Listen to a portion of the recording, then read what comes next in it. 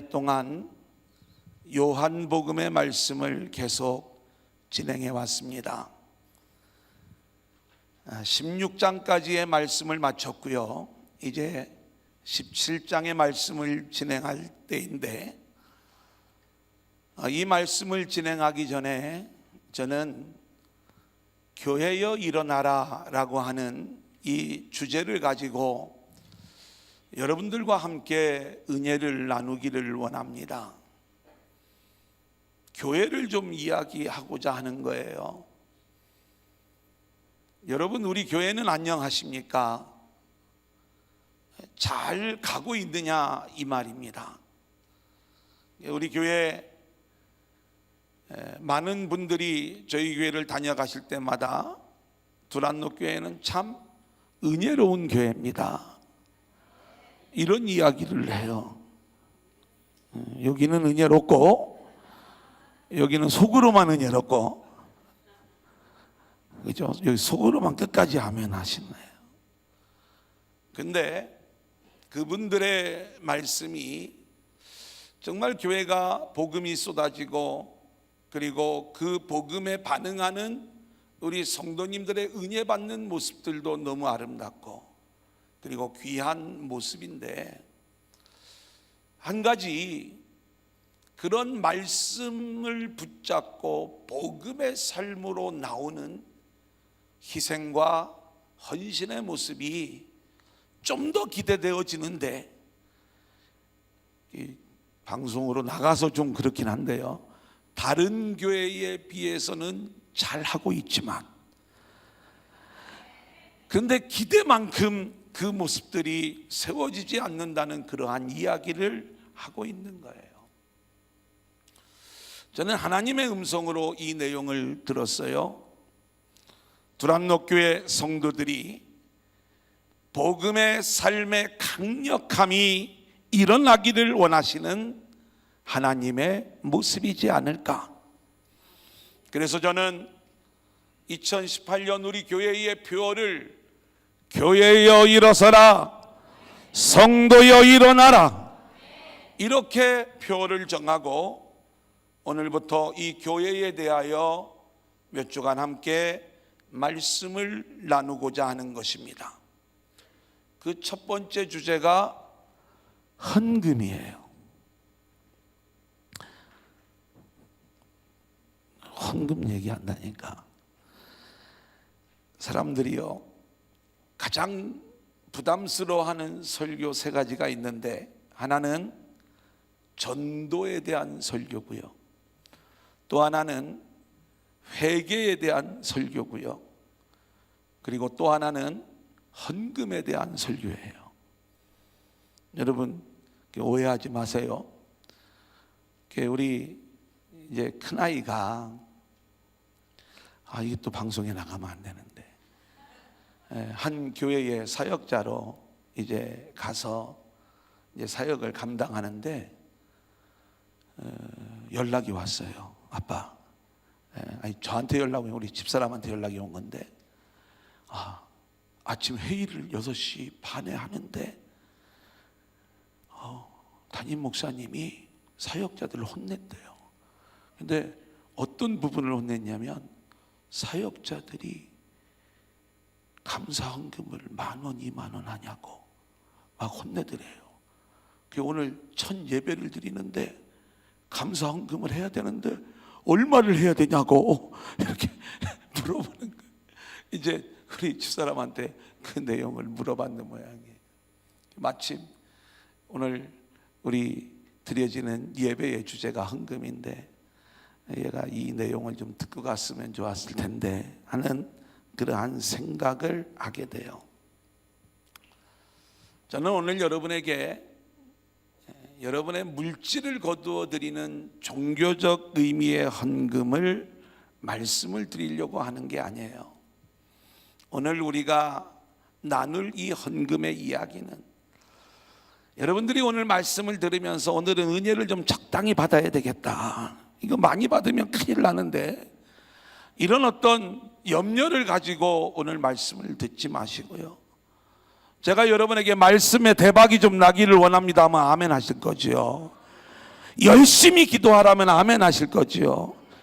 열심히 헌금하십시오. 같은 얘기예요. 우리는 같은 얘기를 다르게 듣고 있는 거예요. 이 헌금을 물질로 생각을 하니까 이 물질에 붙잡혀서 일어서지를 못하는 거예요. 오늘 이 복음적 헌금이 담고 있는 하늘의 놀랍고도 풍성한 은혜, 이 복음의 비밀이 우리 모두에게 들려질 수 있기를 소원하고, 저와 여러분 모두가 큰 은혜 받는 귀한 시간들이 될 수 있기를 소원합니다. 자, 첫 번째 한번 따라해 볼까요? 복음적 헌금.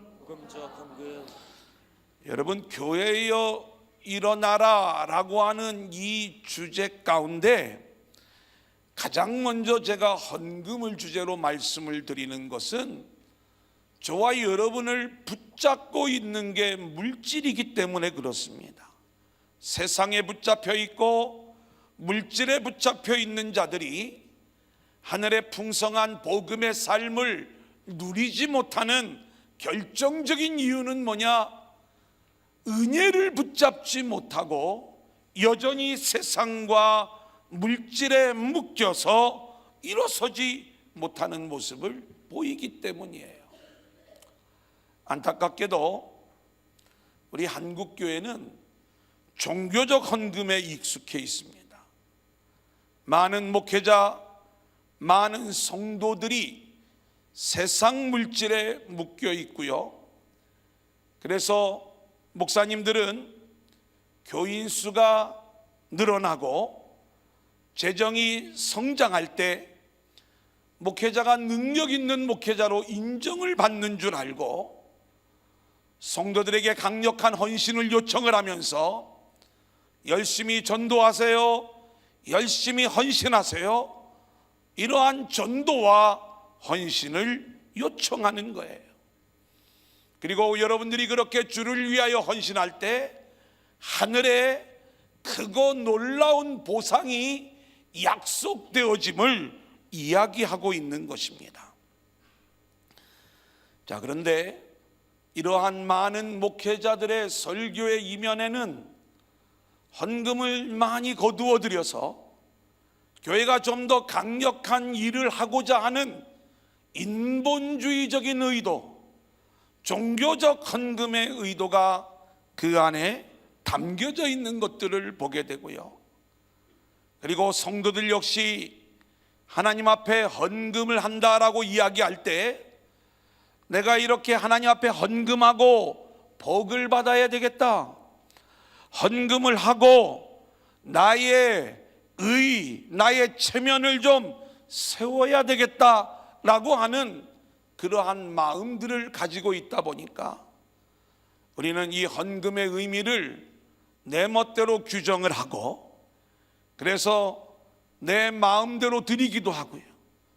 내가 이걸 하나님께 드리는 거나 내가 알아서 이렇게 올바른 곳에 쓰는 거나 같은 의미이지 라고 하는 물질의 나눔과 인본주의의 의를 추구하는 이러한 종류의 헌금들은 우리가 헌금을 하고도 죄를 짓는 일이에요. 우리는 이런 종교적 헌금을 내려놓아야 돼요. 멈추시라 이 말입니다. 한도 헌금 안 하면 교회는 어떻게 운영하고요? 하나님이 운영하십니다.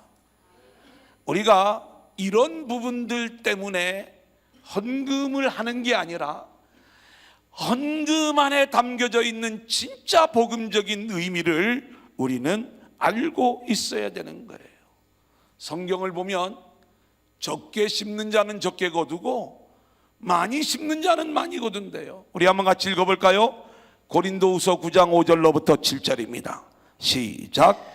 그러므로 내가 이 형제들로 먼저 너희에게 가서 너희가 전에 약속한 연보를 미리 준비하게 하도록 권면하는 것이 필요한 줄 생각하였노니 이렇게 준비하여야 참 연보답고 억지가 아니니라. 이것이 곧 적게 심는 자는 적게 거두고 많이 심는 자는 많이 거둔다 하는 말이로다. 각각 그 마음에 정한 대로 할 것이요 인색함이나 억지로 하지 말지니 하나님은 즐겨내는 자를 사랑하시느니라. 여러분, 헌금에 대한 너무나도 정확하고 복음적 헌금이 우리에게 무엇인가를 가르쳐주는 장면이에요.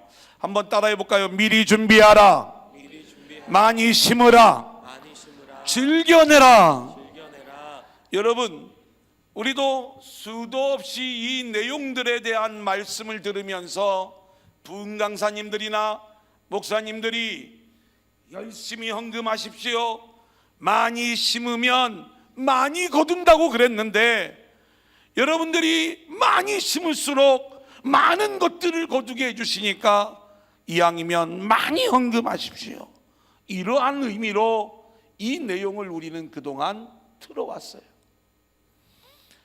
적게 심는 게 무엇이고 많이 심는 게 무엇인가를 모르는 거예요. 여러분, 우리는 땅의 보상을 기대하면서 땅에서 내가 잘되고 나를 드러내고자 하는 종교적 의미로서 내가 하나님 앞에 물질을 드리고 있다면, 아무리 많은 물질을 드렸다 할지라도 그것은 적게 심은 거고, 하늘의 은혜로 내가 살아가고 있음을 깨닫고 이 예물 안에 하나님의 은혜의 고백을 담아 하나님의 영광만을 드려지는 그 예물을 드리고 있다면, 이것은 그 분량과 상관없이 많이 심은 것으로 성경은 말씀하고 있는 거예요. 그렇기 때문에 여러분 오늘 말씀을 듣는 가운데 이 헌금을 물질로 생각하는 것은 마귀가 가져다 주는 마음이에요. 이 헌금은 은혜로 생각이 되어져야 되는 거예요. 우리는 이 헌금이 우리에게 주는 은혜의 풍성함을 놓치는 어리석음을 범하지 마시고요, 헌금, 11조, 복음적 헌금, 오늘 말씀이 우리에게 주는 진정한 은혜를 우리가 함께 깨닫는 시간들이 되어질 수 있기를 소원합니다. 종교적 헌금은 뭐냐? 보상을 생각하는 헌금은 종교적 헌금이에요. 많은 단체들이 헌금을 어떻게 가르치냐면, 이 땅에서 우리가 하나님 앞에 예물을 드리는 것, 하나님 나라에 예금하는 것이다, 이렇게 얘기를 해요. 일부분은 맞고 일부분은 틀린 얘기입니다. 그 본래적인 의도를 우리가 잘 알아야 되는데, 뭔가 내가 헌금을 할 때 하나님이 내가 헌금하는 것 이상으로 30배, 60배, 100배로 갚아주실 거야, 이 생각을 하고 우리가 하나님 앞에 예물을 드린다면 그것은 하나님이 원하시는 예물이 될 수가 없다, 이 말이죠. 또 하나, 우리가 그래서 부흥 강사님들이 자식을 위하여 심어라, 여러분의 사업을 위하여 심어라, 인생의 성공을 위하여 심어라, 열심히 물질로 심어봤는데 거짓말이에요. 안 되는 거예요. 이거 심어야 소용이 없구나. 믿음이 좋은 사람들은, 그래 내가 이렇게 열심히 심을 때 이 땅에서는 내가 거두지 못하지만 하늘에서 내가 살 집이 3층 집, 5층 집, 빌딩으로 지어지고 있을 거야, 이런 생각들을 우리가 가질 수 있어요. 이 모든 것들은 헌금을 하고 죄를 더하는 일이라는 것을 우리는 잊지 말아야 되는 거예요. 헌금은 이렇게 보상을 기대하며 드려지는 게 헌금이 아니라니까요. 우리가 복음적 헌금을 이야기하겠지만 이 헌금의 본질적인 의미는 대속의 은혜예요. 생명을 구원하신 하나님의 은혜가 이 안에 담겨져 있다고요. 그런데 우리가 그 생명을 물질의 개념으로 이야기할 수가 없다, 이 말입니다. 종교적 헌금의 또 하나의 모습은 자기 의를 드러내는 헌금입니다. 사도행전 5장을 보면 어마어마한 헌금을 하고 저주를 받은 한 부부의 이야기가 나와요. 사도행전 5장 1절로 2절입니다. 같이 읽어봅니다. 시작. 아나니아라 하는 사람이 그의 아내 삽비라와 더불어 소유를 팔아 그 앞에서 얼마를 감추매 그 아내도 알더라. 얼마만 가져다가 사도들의 발 앞에 두니. 여러분, 이 아나니아와 삽비라가 왜 헌금을 했는가? 바로 직전에 보면 바나바가 자신의 소유를 팔아 하나님의 전에 드렸을 때에 교회로부터 인정과 칭찬을 받는 모습을 보는 거예요. 나도 헌금을 열심히 하고 좀 인정받아야 되겠다, 이런 자기 의를 드러내고자 하는 그 헌금을 드렸어요. 요즘 이렇게 헌금을 하면요, 교인들이 박수를 칠 거예요. 전 재산을 팔아가지고요, 조금만 남겨놓고 자기 먹고 살 것만, 나머지를 다 드렸대. 함도 하면 안 하잖아요, 그죠? 이게 쉬운 일이 아니니까.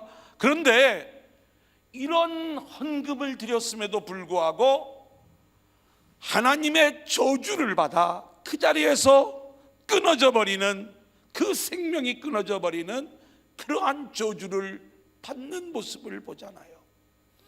여러분, 이 이야기는 무엇을 이야기하는 거예요? 하나님 나라의 삶의 원리를 우리한테 가르쳐 주는 것인데, 그 하나님 나라의 본질은요, 복음의 삶으로 우리가 일어난다는 것은 저와 여러분을 통하여 온전히 드러나야 될 분은 예수요 하나님의 영광인 줄로 믿습니다. 그런데 그렇게 우리의 신앙의 삶을 통하여 하나님의 영광이 드러나고 오직 예수 그리스도의 은혜만이 드러나야 되는데, 우리는 이렇게 물질을 드리는 이 일들을 통해서 나를 드러내고 또 나의 영광을 취하는 그러한 모습들이 되었을 때, 이것이 오히려 자기 의를 드러내는 헌금이 되었고 이것이 죄를 더하는 모습이 되었다는 것을 성경은 이야기하고 있습니다. 하나님의 교회, 천국 공동체 안에는 이런 인간적인 것들이 들어오면 안 되는 거예요. 그렇게 오염되어지는 누룩들이 이곳에 퍼지기 시작을 하면은 인간들의 의를 경쟁하는 그러한 곳으로 되어져 버리고, 우리는 그 어떤 하나님의 은혜, 하나님의 통치, 말씀의 다스림을 기댈 수 없는 그러한 모습이 된다, 이 말입니다. 여러분, 우리가 자꾸 이 종교적 헌금을 드리기 시작하면 헌금이 아까워져요. 아까워도 어쩔 수 없이 드리는 그 종교적 헌금은 내려놓으시고, 우리가 이 헌금의 복음적인 의미를 깨닫고 준비하여 즐겨낼 수 있는 복음적 헌금의 사람으로 저와 여러분 모두가 세워질 수 있기를 소원합니다. 자, 그러면 복음적 헌금은 뭐냐? 여러분, 성경을 보면 하나님이 우리에게 요구하시는 게 있습니다. 한번 따라해 볼까요? 헌금 내놔라. 안 따라하시네. 예물 갖고 오라고 하시잖아요. 왜 하나님이 우리에게 예물을 요구하시는가? 헌금을 요구하시는가? 이건요, 물질을 요구하는 게 아니라 여러분의 고백을 요구하는 거고, 여러분 안에 담겨져 있는 예수 은혜 내놔라, 이것을 말씀하시는 거예요. 여러분, 구약 시대에는 하나님 앞에 예물을 드릴 때 제물을 드렸습니다. 양으로 드렸죠. 비둘기로 드렸죠. 여러분, 이것을 소나 양이나 비둘기 값으로 계산하는 사람이 누가 있습니까? 하나님이 이것을 값으로 쳐서 받아보신 적이 어디 있습니까? 여기에는 대속의 은혜, 내가 죄로 인하여 죽어야 되는데 나를 대신하여 양이 죽는 거예요. 그 양의 대속의 죽음으로 인하여 내가 죄의 용서를 받고 구원함을 얻는 것, 이때 드려지는 게 제물이었어요. 그래, 이 구약시대의 모든 제물은 철저히 예수 그리스도를 상징하는 겁니다. 그렇다면 우리는요, 하나님 앞에 제물을 드릴 때, 헌금을 드릴 때 절대로 물질을 드리면 안 되는 거예요.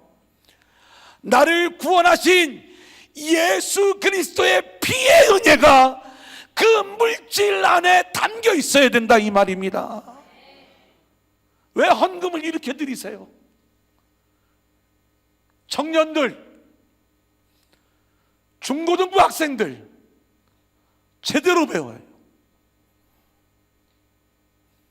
정말 화가 나요.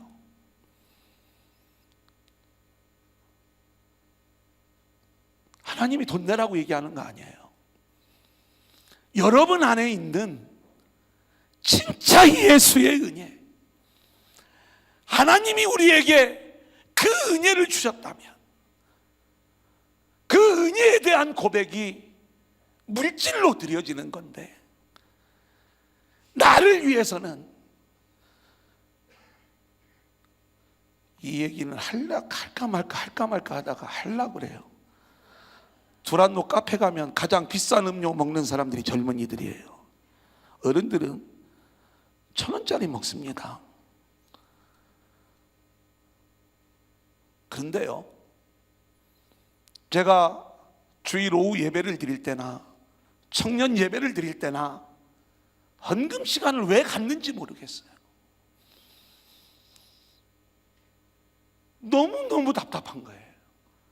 제가 이 이야기를 하면 우리 목사님 헌금 걷어드리려고 하는 목사님인 모양이다, 오해를 할까 봐. 하지 마세요. 철저히 복음의 의미를 우리가 알지 못하고 그저 형식적으로 드려지는 그러한 예물이라면, 이게 우리가 하나님 앞에 감사가 고백되어지지 않고 그저 형식적으로 내 체면을 지키기 위하여 드려지는 예물이라면 하나님이 받으시겠습니까?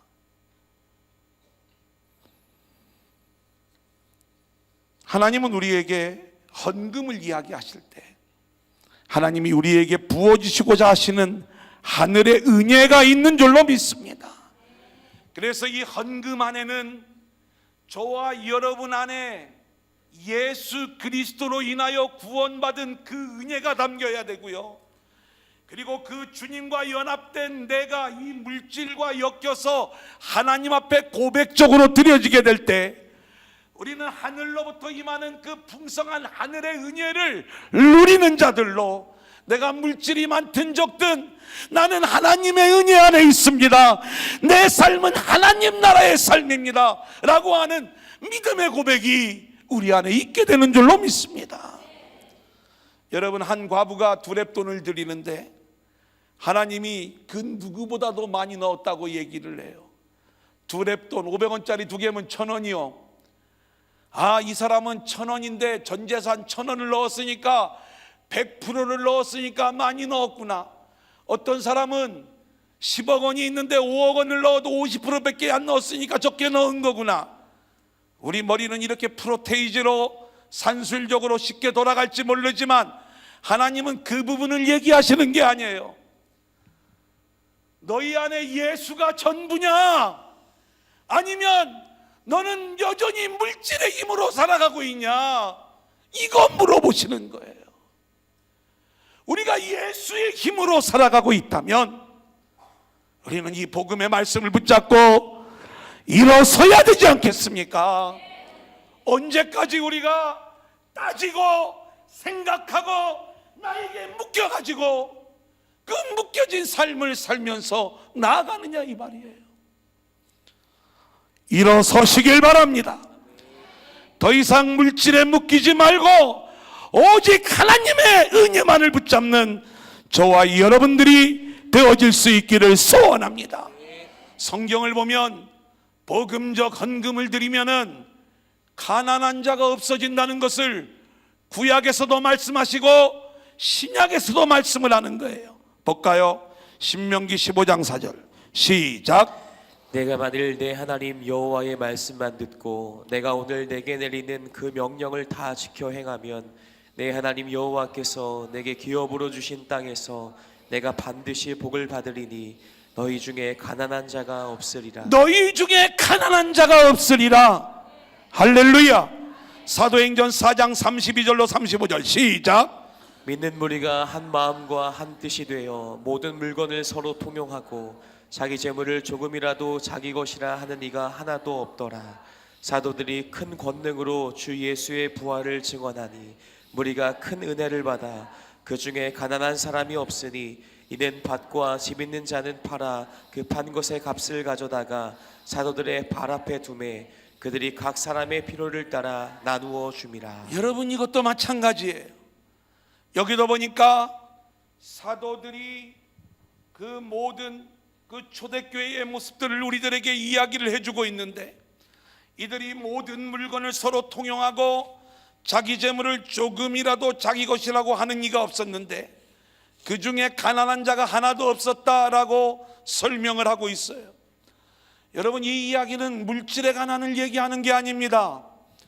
하나님 나라의 풍성함을 누리는 하늘 공동체, 하나님 나라 공동체가 신명기의 말씀은 가나안 땅에 이루어지는 원리를 말씀해 주고 있는 거고, 그리고 그 구약에 말씀되어져 있던 그 내용이 초대교회 안에 예수 안에서 성령 안에서 이루어졌음을 우리 가운데 말씀하고 있는 거예요. 사랑하는 여러분, 그렇기 때문에 우리는요, 종교적 헌금이 아닌 복음적 헌금을 통해서 우리가 하나님 앞에 우리의 신앙이 고백되어지고 예수가 고백되어지고 그 은혜가 흘러나오는 그러한 삶을 통하여 하나님 은혜의 풍성함을 누리는 교회와 성도들이 될 수 있기를 소원합니다. 하나님이 왜 헌금하시는가? 여러분, 저와 여러분에게 주어진 모든 게 다 하나님 거라고요. 그 물질을 다시 뜯어 쓰시려고 헌금하라고 하는 게 아닌 거예요. 하나님 나라의 진짜 풍성함을 누리는 하나님의 더 큰 은혜를 누릴 수 있도록 저와 여러분을 위한 하나님의 배려가 헌금이라고 하는 이 물질 안에 담겨져 있다는 것을 우리 모두가 깨달을 수 있기를 소원합니다. 그래서 우리는요, 하나님 앞에 예물을 드릴 때마다 여기에 담겨져 있는 복음적 헌금, 고백적 헌금, 예수 그리스도와 내가 연합된 그 헌금의 의미를 깨닫고 우리가 주님을 드러내는 복음적 헌금을 통해 하늘의 은혜와 하늘의 풍성함을 누리는 저와 여러분들이 될 수 있기를 소원합니다. 두 번째 한번 따라합니다. 복음적 11조. 여러분, 율법 이전에 하나님이 우리에게 가르쳐 주신 게 있어요. 그것은 희생 제물을 드리는 거고요, 또 하나는 안식일을 지키는 거고, 또 하나는 11조를 드리는 거예요. 여러분, 우리가 알지만 율법이 세워지기 전에 아브라함이 11조를 드렸고요, 그리고 야곱이 베델에서 11조를 서원하고 있는 장면을 우리는 보게 됩니다. 자, 우리가 3페이지로 넘어가 보면 시간이 요약되기 때문에 우리가 성경은 읽지 않겠습니다. 2번을 보면 이렇게 율법 이전의 11조의 내용이 성경에 등장하는 것으로 보아 이 11조는 이미 하나님의 마음을 품고 있는 내용이 되는데, 지금 율법이 정해지기 전에 이미 드러났던 희생제물, 안식일, 그리고 11조의 원리는 정확하게 하나님의 마음인 예수 그리스도를 품고 있는 거예요. 자, 그래서 레위기 17장 30절을 볼까요? 그리고 시작. 그리고 그 땅의 10분의 1 곧 그 땅의 곡식이나 나무의 열매는 그 10분의 1은 여호와의 것이니 여호와의 성물이라. 예, 여기 보면은 율법이 말씀하고 있는 11조의 이야기는 그 땅의 곡식이나 나무의 열매는 그 10분의 1이 여호와의 것이다, 이렇게 이야기를 해요. 약속의 땅에서 이스라엘 백성들이 출애굽을 하고 가나안 땅에 들어가 그곳에서 얻게 되는 모든 것들은 전부 다 하나님의 은혜의 결과물이기 때문에 그걸 다 내놔야 되는데 하나님은 10분의 1만 받으면서 우리가 10분의 1을 드릴 때에 다 내놓은 것으로 인정을 하시고 그 10의 1조를 우리에게 가르쳐 주고 있는 거예요. 그러니까 10의 1조라고 하는 것은 내가 100만 원을 벌었을 때 분량적으로 10만 원을 구별하여 드리는 게 11조가 아니라 나에게 100만 원으로 살게 하신 그 은혜가 하나님의 은혜인 줄로 알고 그 100만 원을 다 드리는 게 11조에 담겨져 있는 거고, 그렇게 하나님 앞에 대한 고백이 이루어졌을 때에 다시 하나님이 우리를 은혜로 이끌어 주심으로 그런 복의 순환 속에서 성도의 삶이 사라지게 되는 거예요. 그래서 이런 삶을 사는 사람은요, 하나님이 100만 원을 벌게 하시든 200만 원을 벌게 하시든 전적으로 은혜의 고백 속에서 내 인생은 하나님의 은혜로 살아가는 인생입니다라고 하는 이 고백이 순환되어지면서 늘 풍성한 은혜 가운데 살아가게 되는데요, 우리가 종교적 11조를 드리잖아요. 그러면 아까운 거예요. 내가 노력을 해서 내가 벌어서 먹고 사는데 하나님이 이걸 은혜라고 막 얘기하시면서 10분의 1을 내래. 아깝지요. 그만큼을 적금을 들으면, 그만큼을 연금을 들으면 이게 어떠한 분량인데, 우리는 이런 생각들을 가질 수가 있다 이 말입니다. 오늘 본문의 이야기는 이 11조의 본질을 우리 가운데 이야기할 때 그 11조는 하나님의 은혜가 우리 가운데 부어지는 통로로서의 역할을 우리에게 말씀해 주고 있는 거예요. 그래서 3번을 보면 11조의 본질은 만물, 제일 좋은 것, 처음 난 것, 대속, 이런 의미를 가지고 있어요. 자, 우리가 신명기 14장 23절 한번 같이 읽겠습니다. 시작. 내 하나님 여호와 곧 여호와께서 그의 이름을 두시려고 택하신 곳에서 내 곡식과 포도주와 기름의 11조를 먹으며 또 내 소와 양의 처음 난 것을 먹고 내 하나님 여호와 경외하기를 항상 배울 것이니라. 예, 민수기 18장 12절 13절 시작. 그들이 여호와께 드리는 첫 소산 곧 제일 좋은 기름과 제일 좋은 포도주와 곡식을 내게 주었은즉 그들이 여호와께 드리는 그 땅에 처음 익은 모든 열매는 내 것이니 내 집에서 정결한 자마다 먹을 것이라. 자, 여기까지만 읽겠습니다. 여러분, 그래서요 11조라고 하는 의미는 열 중에 하나가 열을 대표하는 의미를 가지고 있는데, 특별히 이 하나가 열을 대표하고 있지만 이것은 분량의 10의 1을 이야기하는 것이 아니라 가장 처음 난 것 또는 제일 좋은 것, 그리고 전체를 대속하는 것, 이런 의미를 가지고 있는 게 이게 11조의 의미가 되는 거예요. 여러분, 우리가 레위 지파에게 이스라엘 백성들이 10의 1조를 드립니다. 왜냐하면 레위 지파가 이스라엘 전체를 대신하고 또 대속하는 모습을 보여주고 있기 때문에 하나님은 레위 지파를 받으시는 거고, 이스라엘 백성들은 레위 지파에게 11조를 드림으로 하나님께로 바쳐지는 의미가 그 안에 담겨져 있는 거예요. 그래서 성경을 보면 이 레위 지파가 타락을 하면 이스라엘이 타락한 것이고, 레위 지파가 회복이 되어지면 이스라엘이 회복이 되어지는 거예요.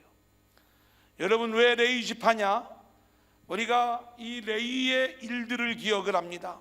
세겜에서 야곱의 딸 디나가 추행을 당했을 때 세겜 사람들을 칼로 죽인 자가 시몬과 레위예요.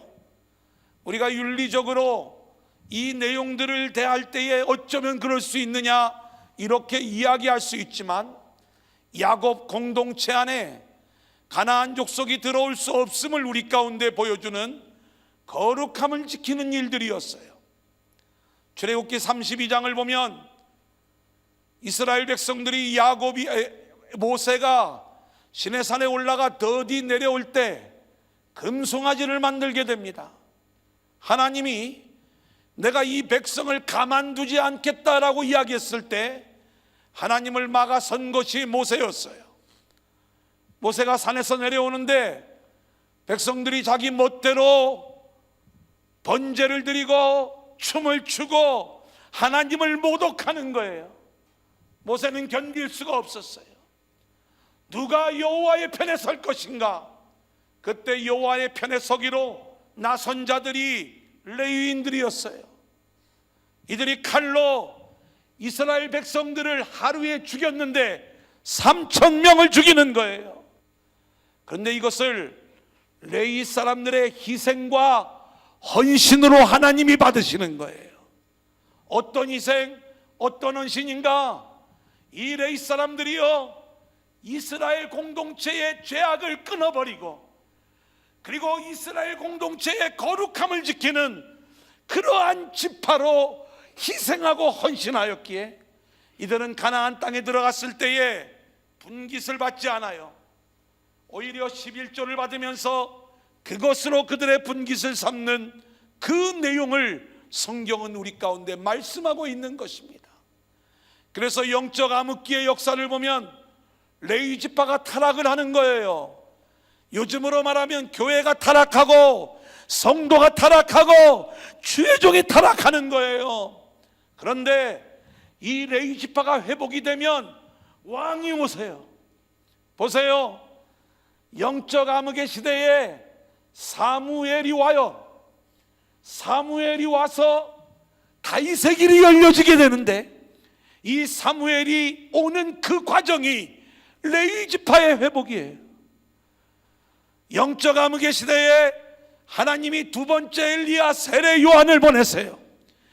영적 암흑기에 세례 요한, 레위 지파 사가랴의 아들 이 세례 요한이 태어났을 때, 레위 지파가 회복이 될 때 예수 그리스도의 길이 열리게 되는 줄로 믿습니다.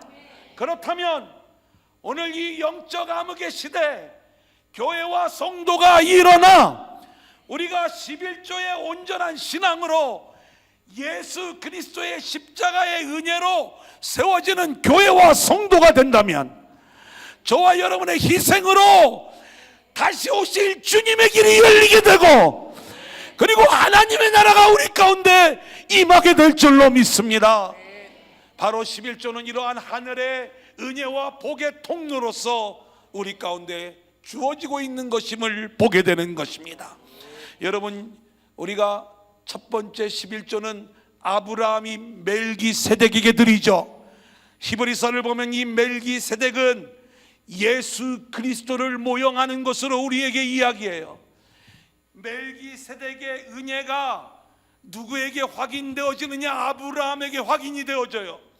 아브라함이 전쟁에서 승리하고 돌아왔는데 멜기세덱이 떡과 포도주를 베푸는 거예요. 그러자 아브라함이 그 은혜를 고백하면서 11조를 멜기세덱에게 드리는 것은요, 어떤 의미냐? 이 멜기세덱이 떡과 포도주를 베푸는 이 장면 안에 예수 그리스도의 십자가의 은혜를 우리가 보아야 되는 줄로 믿습니다. 지금 너의 그 모든 승리는 예수의 승리로, 하나님의 은혜로 너에게 주어진 거야. 아브라함이 아멘으로 받는 거요. 내 모든 승리는 하나님의 것입니다. 그래서 10의 1조를 드리는데 그건 10 중에 하나를 드린 게 아니라 나의 모든 승리 전부를 하나님께 드린 거예요. 자, 그러자 이제 이 아브라함의 후손 중에 레위 지파가 이제는 아브라함의 허리에 속한 자로 세워지면서 이스라엘이 이 레위 지파에게 예물을 드리게 됩니다. 자, 히브리서 7장 9절로 10절 한번 같이 볼까요? 또한 시작. 또한 10분의 1을 받는 레위도 아브라함으로 말미암아 10분의 1을 바쳤다고 할 수 있나니 이는 멜기세덱이 아브라함을 만날 때에 레위는 이미 자기 조상의 허리에 있었습니다. 여러분, 왜 자꾸 히브리서에까지 와서 멜기세덱, 아브라함, 레위, 이스라엘의 11조를 우리에게 이야기해 줄까요? 이건 이 11조가 단순히 물질을 얘기하는 게 아니라 이 안에 담겨져 있는 예수의 복음을 우리에게 알려주는 거예요. 여러분, 이스라엘 백성들이 레위에게 11조를 드리잖아요. 그러면 이 레위는 아브라함의 허리에 속한 자라고 그랬어. 이건 뭐냐면 아브라함의 그 배를 통해서 그 족보로 연결되어지는 통로라는 건데, 이것이 결국 레위에게 드린 게 아니라 아브라함의 허리에 속하여 멜기세덱, 예수 그리스도에게, 하나님에게 드려지는 그 의미가 그 안에 담겨져 있더라, 이 말이죠. 그래서 우리가 이 내용을 좀 정리해 드리면, 멜기세덱은 하나님의 제사장이에요. 그래서 하나님의 제사장으로서 아브라함이 멜기세덱에게 11조를 드린 것은 그리스도의 은혜와 사랑에 감사하면서 내가 살아가는 모든 은혜와 승리의 삶은 주님의 은혜입니다라는 것을 고백을 하는 거예요. 레위 지파 역시 그들의 모든 희생과 헌신이 아브라함이 멜기세덱에게 드려진 것과 똑같은 그러한 모습이 되는 거고, 레위 지파에게 11조를 드린 이스라엘, 오늘 저와 여러분 교회 성도 역시 우리가 이 11조의 고백을 통하여 나의 모든 삶의 모든 것은 전적인 하나님의 은혜로 되어진 것입니다. 내가 물질로 사는 게 아니라 하나님의 은혜로 사는 자입니다 라고 하는 이 믿음을 고백하는 것, 이것이 11조 안에 담겨져 있다, 이 말입니다. 자, 근데 이 11조는요 이제 예수님이 오셨어요. 예수님 안에서 이 11조의 의미가 성취가 된 거예요. 여러분, 지금 이 시대에 우리가 양을 제물로 드립니까, 안 드립니까? 안 드리죠. 그러면 우리가 누구로 제물을 드려요? 예수님을 제물로 드리죠. 그런데 그 예수님을 제물로 드리는 그 안에 헌금과 11조가 담겨져 있는 거예요. 그렇다면 10분의 1이라고 하는 이 분량적인 의미는 산술적인 의미이지 그게 우리에게 그렇게 중요한 부분이 아닙니다.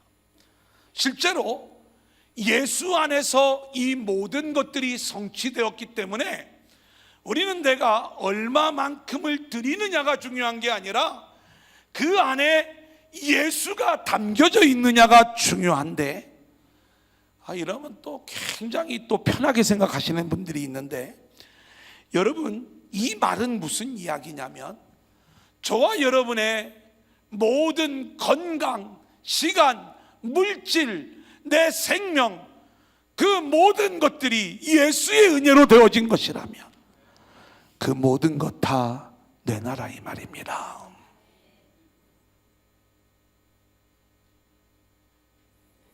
저는요, 나의 삶이 주님의 삶이 되어지기를 원한다는 찬양을 며칠 전에 드릴 때 제 가슴 속에서 이 말씀을 준비하고 있었기 때문에 주체할 수 없는 눈물을 흘릴 수밖에 없었어요. 과연 내 삶이 주님께 그렇게 드려지고 있는가?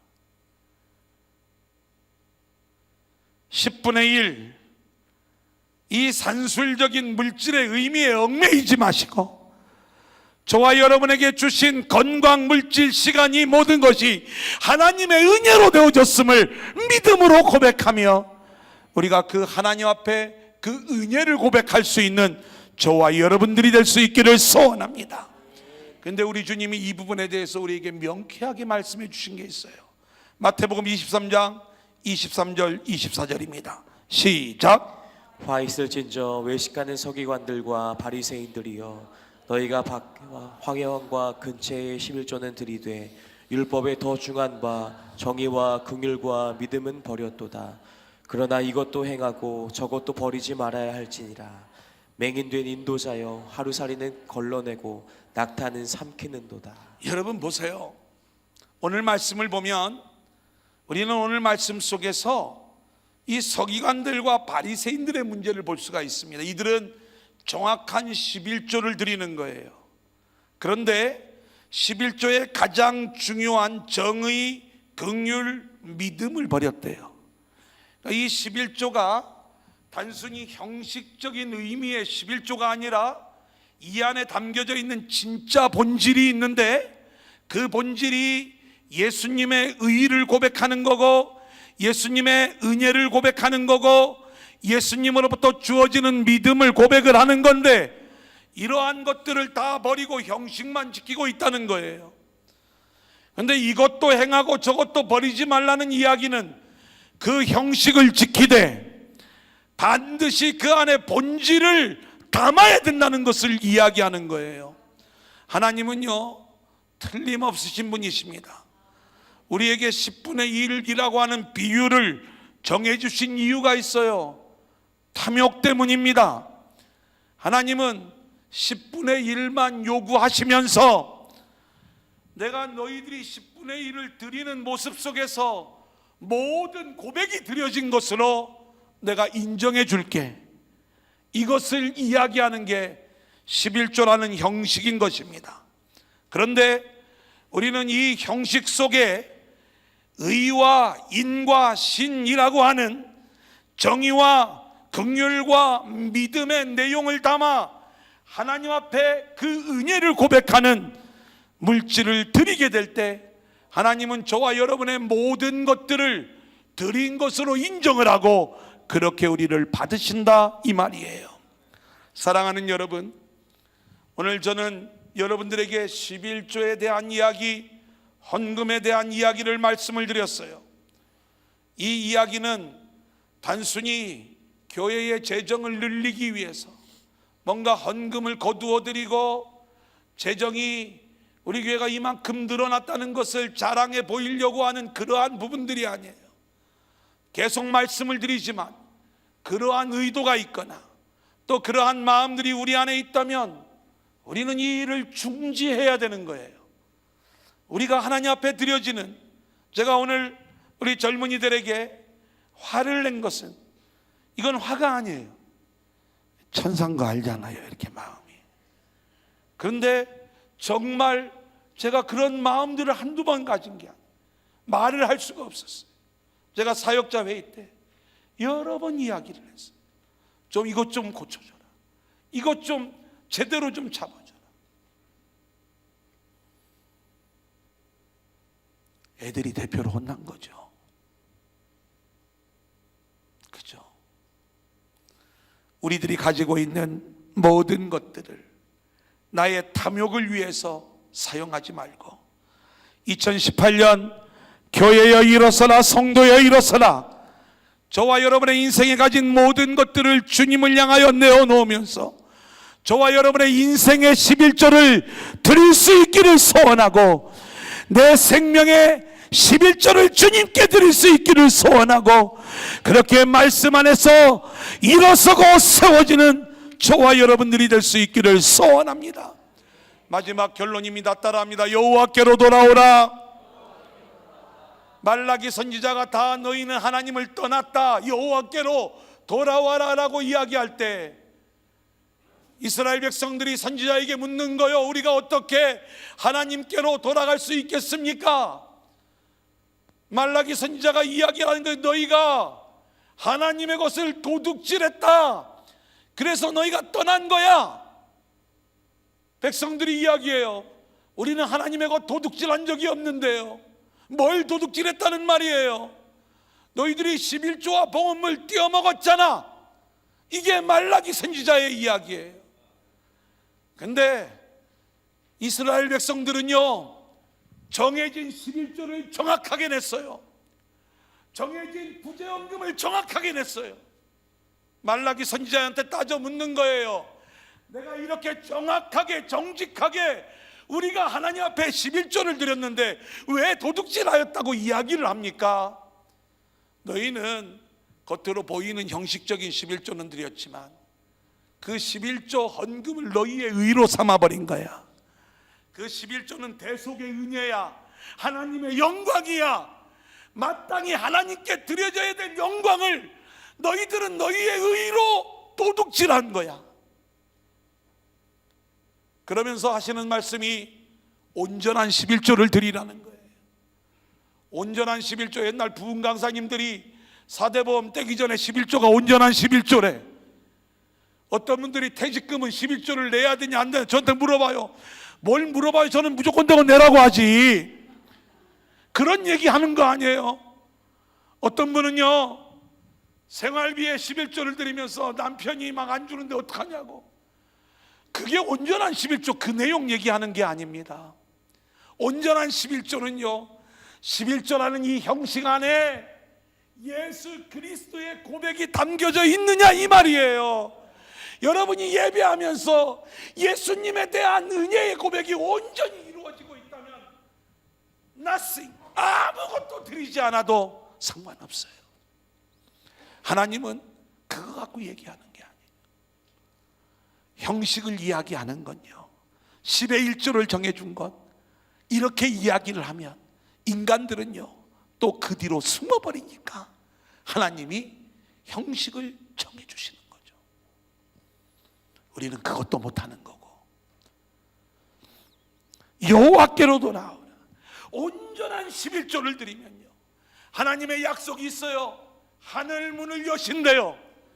그리고 복을 쌓을 곳이 없도록 우리에게 쏟아부어 주신다는 거예요. 땅의 복이 아닙니다. 하늘로부터 임하는 어마어마한 하늘의 복이 우리에게 부어지는 줄로 믿습니다. 우리는 우리가 드려지는 이 예물 안에 예수 그리스도에 대한 은혜의 고백을 담아 하나님 앞에 그 고백이 드려지게 될 때 우리가 상상할 수 없는 하늘의 은혜가 다시 우리를 채워주심으로 그것이 하나님이 우리와 동행하시는 하나님의 나라가 될 줄로 믿습니다. 여호와께로 돌아오라. 여러분, 이게 하나님께로 돌아가는 것 아니겠습니까? 마지막 내용이 너희의 땅에 메뚜기가 침범하지 못하고 많은 소산을 거두게 해줄 거라는 약속의 말씀이 있어요. 땅의 약속이 아닙니다. 새하늘 새 땅을 향한 약속의 말씀인 거예요. 우리는 그렇게 예수 그리스도라고 하는 11조 안에 우리가 철저히 믿음의 고백이 주님 앞에 드려진다면 우리는 하늘의 복을 누리며 살아가는 축복의 사람들로 우리 모두가 세워지게 될 줄로 믿습니다.